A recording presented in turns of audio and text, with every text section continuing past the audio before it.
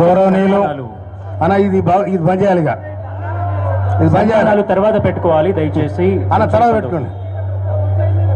గౌరవనీయులు కవంపల్లి సత్యనారాయణ గారి ప్రమాణ స్వీకారోత్సవానికి అధ్యక్షత వహించిన గౌరవనీయులు రాష్ట్ర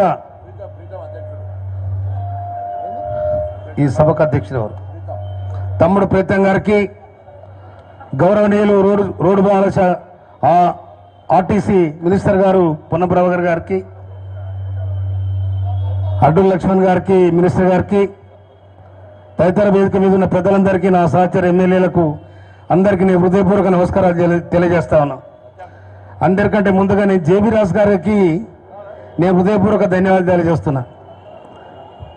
తమ్ముడు జరబు జేబీ రాజు గారు నేను 1992లో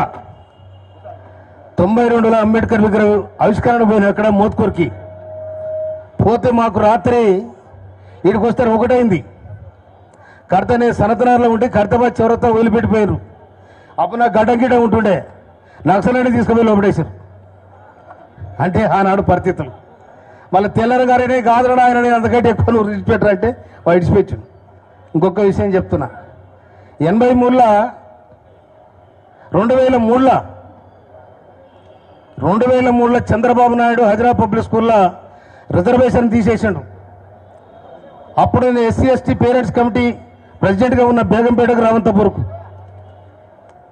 అప్పుడు చంద్రబాబు నాయుడు మంత్రివర్గంలో ఆంధ్ర మంత్రి ఉండే సోషల్ వెల్ఫేర్ మినిస్టర్. నేను ఆయన మినిస్టర్ క్వార్టర్స్ పోతే నువ్వు నక్సలైట్ ఇట్లా మాడతావు అట్లా మాడతావు అని మాది కూడా సీట్లు పోతున్నాయి, నువ్వు నక్సలైట్ ఎదురండి నేను. అయితే ఏం చేయాలంటే అప్పుడు గౌరవ వెంకటస్వామి గారి దగ్గర పోయినా నేను. పోతే వెంకటస్వామి గారు రాజశేఖర రెడ్డి గారు చెప్పాడు, నేను మందుల సామ్యాలు పంపిస్తున్నా, ఆయన పబ్లిక్ స్కూలు పేరెంటు, అక్కడ ఏదో అన్యాయం జరుగుతుందంటే కీర్తిశేషులు రాజశేఖర రెడ్డి గారు అంత దూరంగా ఉన్న ప్లీజ్ బ్రదర్ కమ్మని చెప్పిండు. ఆయన అంత గౌరవంగా మాట్లాడిండు ఆయన.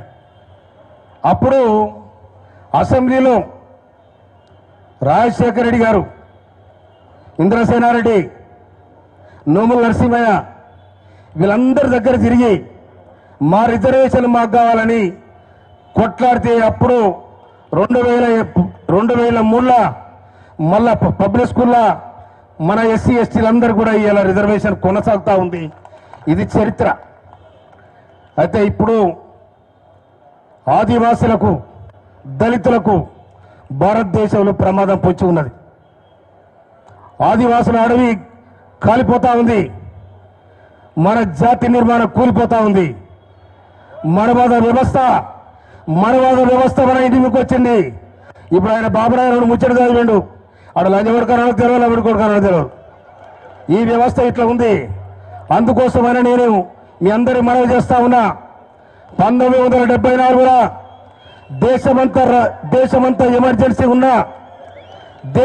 ఎమర్జెన్సీ ఉన్నా ఇక్కడ ఆంధ్రప్రదేశ్లో కాంగ్రెస్ పార్టీ నాయకత్వంలో ఎమర్జెన్సీ జరగలే.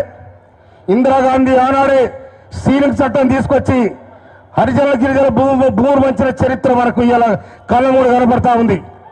అందుకోసమనే కాంగ్రెస్ పార్టీ ఏనాడైనా ఈ నిమ్మజాతుల కోసం తప్పకుండా ఉండదని కూడా మనం చేస్తా ఉన్నా.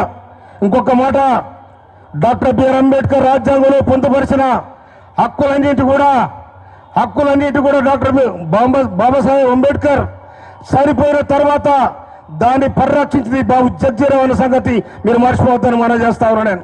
ఎందుకంటే బాబు జగ్జీరావు దీటైన మునగాడు, కాంగ్రెస్ ప్రభుత్వంలో ఉన్నా కూడా జాతి కోసం ప్రశ్నించిన మునగాడు ఆయన బాబు జగ్జీరావు. 1983లో ఆయన వచ్చినాడు, భువనగిరి వచ్చినాడు. భువనగిరి జనవంతం లైన్ గా నిలబడి పాదాభివందన చేయడం జరిగింది. అందులో నేను కూడా పాదాభివందన చేసిన బాబు జగ్జీరావు. అందుకోసం అలాంటి మహనీయులు ఇవాళ ఈ దేశ నిర్మాణంలో బడుగు బలహీన వర్గాలకు స్థానం కల్పించారు కాబట్టి ఇవాళ మనం నిలబడగలిగినాము. నిటారుగా అవతల వర్గానికి కూడా మేమున్నామని చెప్పినాం. ఇంకొక మాట చెప్తాను, నేను తెలంగాణ ఉద్యమంలో ఫ్రంట్ లైన్లో ఉన్నా. నేను తెలంగాణ ఉద్యమంలో ఫ్రంట్ లైన్లో ఉన్నా. కేసీఆర్తో చెప్పిన తెలంగాణ దళితులకు ఏం చేస్తున్నాడు చెప్పాలని చెప్పిన నేను. అప్పుడు ఆయన ముఖం నల్ల చేసుకుని నేను కూడా ముఖం నల్ల చేసుకున్నా అని. అందుకోసం నాకు టికెట్ ఇవ్వకపోతే పీక్ అవతల పడేసి యుద్ధంలో దిగితే కాంగ్రెస్ పార్టీ టికెట్ ఇస్తే 52,000 మేడతో గెలిచిన ఇదొక చరిత్ర. ఇంకొక మాట, భారతదేశ చరిత్రలో కానీ ఆంధ్రప్రదేశ్ చరిత్రలో కానీ మాదిగ ఎమ్మెల్యేను ఒకసారి తీసుకొచ్చిన చరిత్ర ఒక్క మంత్రస్వామిగా దక్కిందని కూడా మనం చేస్తున్నాను నేను. అదే నిదర్శనం ఇవాళ లక్ష్మణ్, ఇవాళ అడ్డు లక్ష్మణ్ మంత్రి అయిందంటే దానికి మాదిగ ఎమ్మెల్యే అంతా ఏకమైంది కాబట్టి అడ్డు లక్ష్మణ్ ఢిల్లీలో తీసుకుపోయి కరిగేమంటే పెట్టి మా వాట మాకు కావాలి, మా మంత్రి పదవి మాకు కావాలని నిలదీసి అడిగి ఇవాళ రేవంత్ రెడ్డి గారిని మెప్పించి అడ్డు లక్ష్మణ్ గారిని ఇవాళ మంత్రి చేసిన ఘనత, ముంగంటే పడ్డ ఘనత పెద్ద మేతరిగా పెద్ద మాదిగోడిగా నేనే తీసుకుని వచ్చి మనం చేస్తున్నాను నేను. అందుకోసం మిత్రులారా, ఎప్పుడైనా పదవులు ఉంటే పోతాయి. జాతి నిర్మాణాన్ని వదిలిపెడితే మీరు చరిత్రలో కనుమరుగైపోతారు. అందుకోసమనే కాంగ్రెస్ పార్టీ ఇవాళ పేదలకు అండగా ఉన్నది, నీడగా ఉన్నది.